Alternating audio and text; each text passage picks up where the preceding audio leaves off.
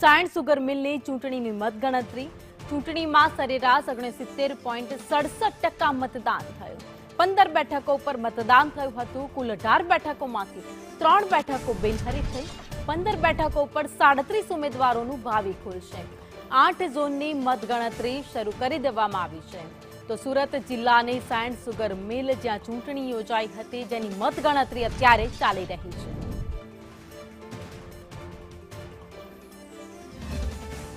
સહકારી આલમમાં ચૂંટણીનો માહોલ જામ્યો છે ત્યારે આજે સાયણ સુગરની જે ચૂંટણી છે તેની મતગણતરી શરૂ થઈ ગઈ. તમે દ્રશ્યો જોઈ શકો છો.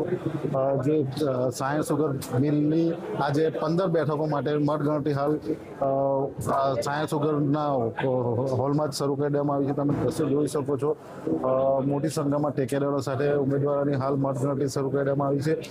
15 બેઠકો જે છે એ 15 બેઠકો માટે 37 ઉમેદવારોનું ભાવિ આજે મતપેટીમાંથી ખુલ્યું છે અને હાલ મતગણતરી શરૂ થઈ છે.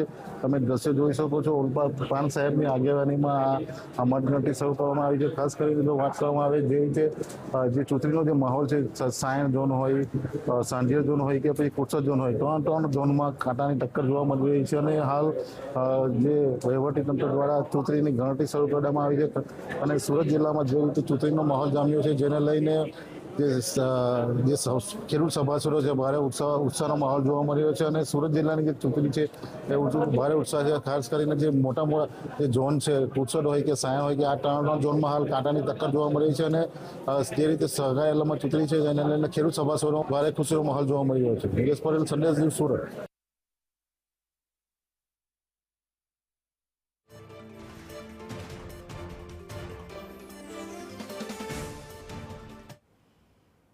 તો રાજકોટ ભાવનગર હાઈવે